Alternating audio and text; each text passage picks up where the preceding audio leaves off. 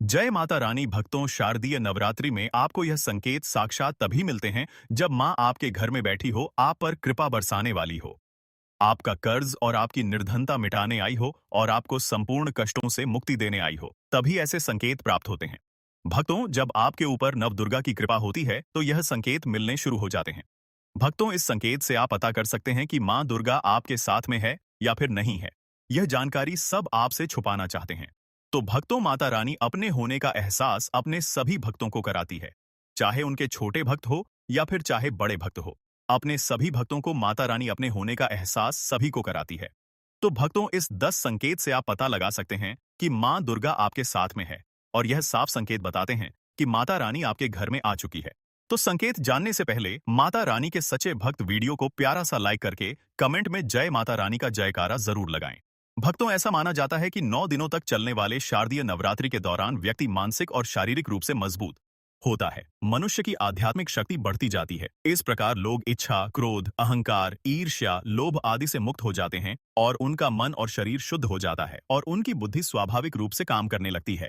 आइए जानते हैं दोस्तों, माता रानी साथ में अगर हमारे होते हैं तो इस प्रकार के 10 संकेत मिलते हैं। कौन कौन से संकेत है? आइए थोड़ा इस वीडियो को ध्यान से सुनिएगा। अगर आप भी चाहते हैं कि माता रानी आपकी सभी मनोकामनाओं को पूर्ण करें तो भक्तों, कमेंट बॉक्स में जरूर लिखना। जय माता दी आपका स्वागत है। तो आइए जानते हैं उन विशेष संकेतों को। तो दोस्तों, जब माता रानी आपके साथ में होती है तो यह 10 संकेत मिलते हैं जिससे आप पता लगा सकते हो कि माता रानी आपकी पूजा पाठ से प्रसन्न है। माता रानी आपके साथ में है जब दोस्तों आपको पूजा के दौरान आंसू आने लगे। वैसे दोस्तों, हम रोज की पूजा करते हैं लेकिन आंसू नहीं निकलते। लेकिन नवरात्रि के समय जब आप पूजा करें और आंसू आने लगे तो समझ जाना माता रानी आपके साथ में है। या फिर अगर आपको पूजा के दौरान ऐसा लगने लगे कि कोई आपके पीछे में खड़े हैं तो समझ जाना माता रानी आपके पास थे। साथ साथ में हमेशा आपके साथ में है, वह ऊर्जा स्वरूप बनकर आपके साथ में खड़ी रहती हैं। यह प्रथम संकेत है। भक्तों, दूसरा संकेत है कि अगर जुगनू टिमटिमाते हुए आपके कपड़े या शरीर पर चिपक जाना।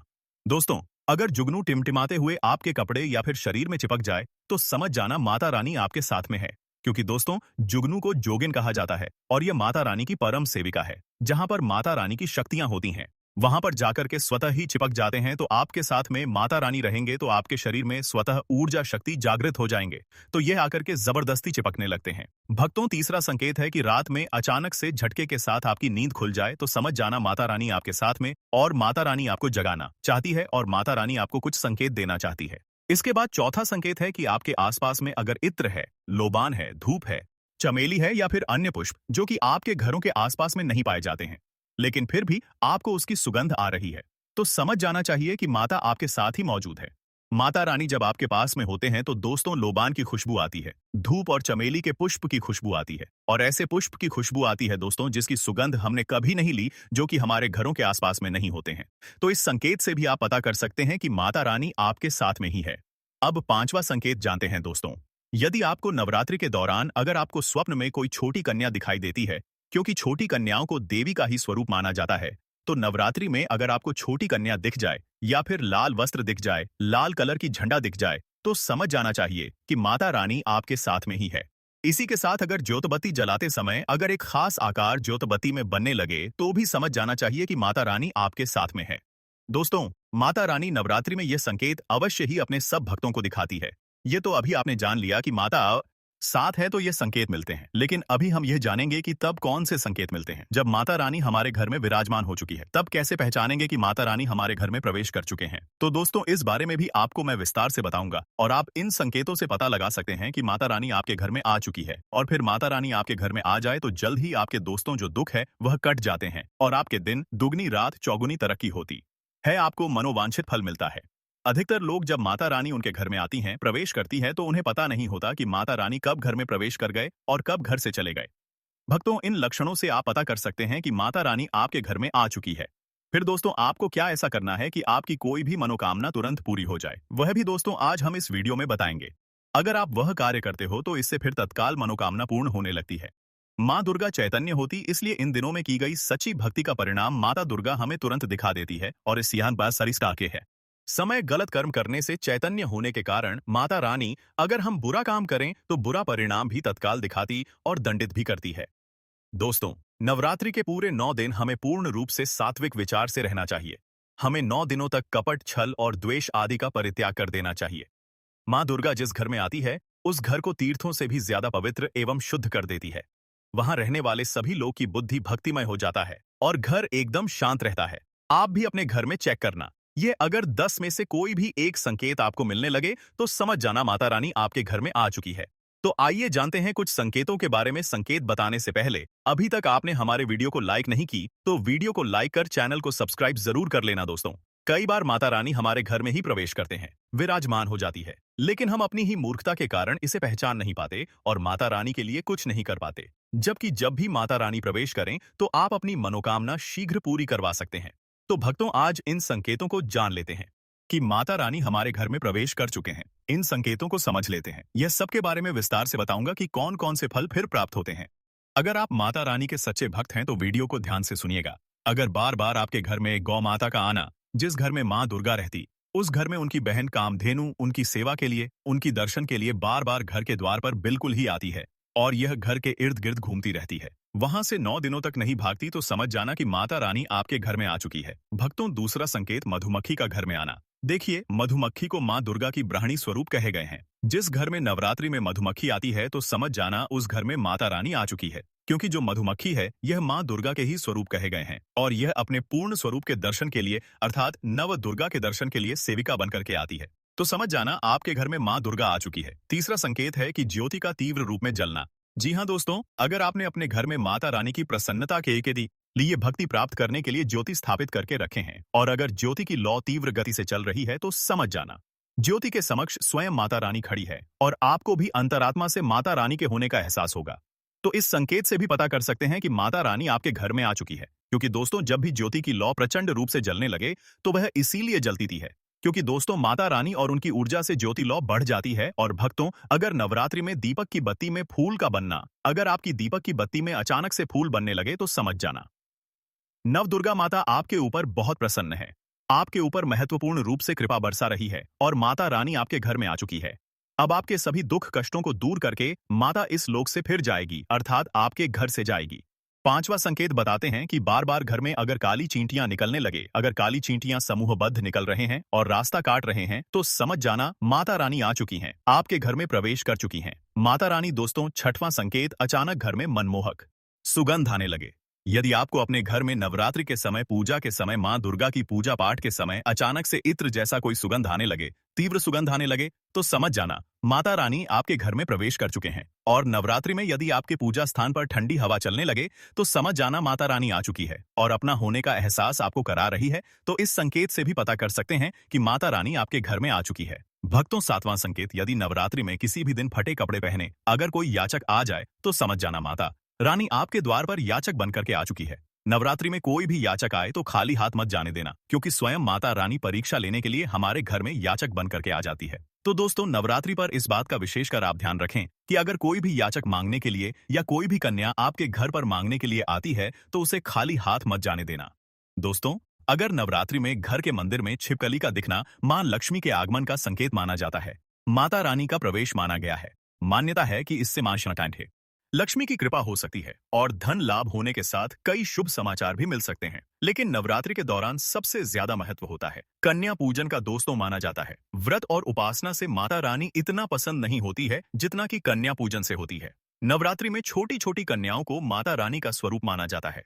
कन्याओं को भोग लगाया जाता है, उन्हें प्रसन्न किया जाता है और बदले में आशीर्वाद मांगा जाता है। कन्याओं को प्रसन्न करने के लिए गिफ्ट आदि उपहार वगैरह दिए जाते हैं। माना जाता है अगर कन्याओं को कोई भेंट दी जाए और कन्याओं ने उसे खुशी खुशी स्वीकार कर ली तो इसका मतलब है माता रानी अर्थात माता वैष्णव ने भेंट स्वीकार कर ली। जिन पर कन्याएं प्रसन्न होती हैं तो समझो उन्हें माता रानी का आशीर्वाद मिल गया और माता रानी की कृपा से उन्हें मुंह मांगा वरदान प्राप्त होता है। नवरात्रि में 2 साल से लेकर 10 साल तक की कन्या का पूजन होना चाहिए।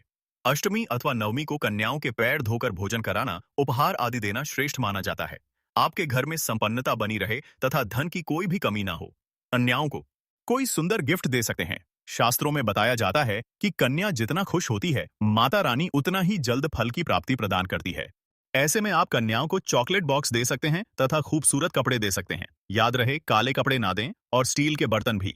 दोस्तों, भले ही मर जाना, लेकिन 22 सितंबर से लेकर 1 अक्टूबर तक शारदीय नवरात्रि के इन 9 दिनों में गलती से भी यह 5 काम कभी मत करना। वरना माता रानी आपसे हो जाएंगी नाराज, घर में आएगी कंगाली और गरीबी। यदि आप भूल से भी शारदीय नवरात्रि पर इन कामों को कर देते हो तो माता रानी कभी भी आपको माफ नहीं करेंगी और आपको उल्टा श्राप दे देंगी। जी हाँ दोस्तों, इस बार की शारदीय नवरात्रि पर पूजा पाठ व्रत भले ही मत करना, लेकिन शारदीय नवरात्रि के इन पावन दिनों में इन 5 कामों को मत करना।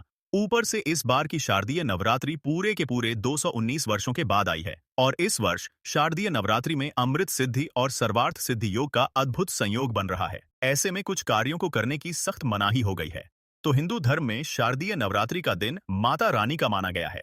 इसीलिए इस दिन घर में सुख समृद्धि के लिए शारदीय नवरात्रि की विशेष पूजा अर्चना करने के साथ ही शारदीय नवरात्रि के व्रत भी रखे जाते हैं। लेकिन अगर आप इस दिन यह 5 कार्य करते हैं तो इससे धन का नाश होने की संभावना हमेशा रहती है और माता रानी आपसे नाराज भी हो सकती है, क्योंकि शारदीय नवरात्रि का दिन माता रानी को समर्पित होता है और हर व्यक्ति के घर में माता रानी का होना बहुत जरूरी होता है, क्योंकि आजकल बिना भगवान की कृपा से जीवन अत्यधिक कष्ट से भरा हो जाता है।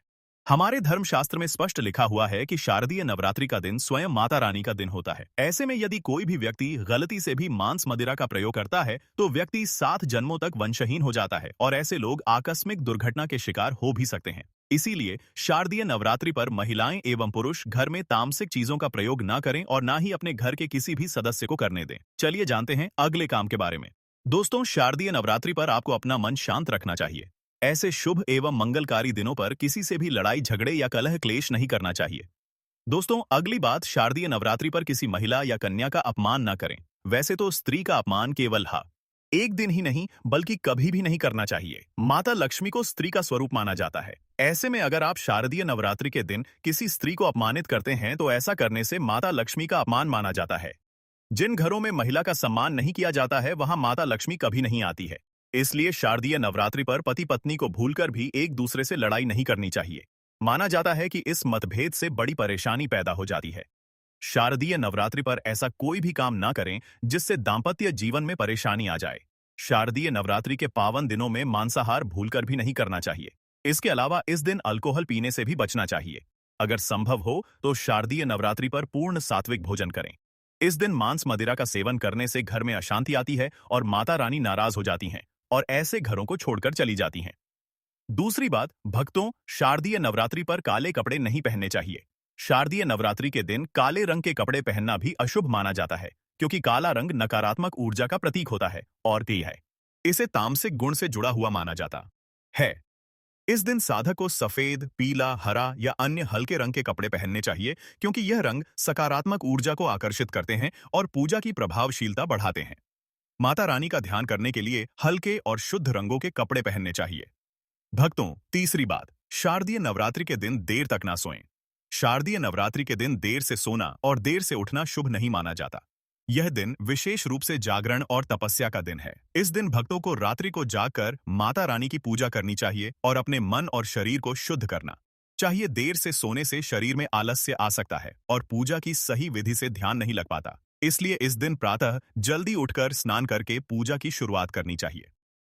चौथी बात, भक्तों, शारदीय नवरात्रि पर बाल और नाखून काटने से बचें।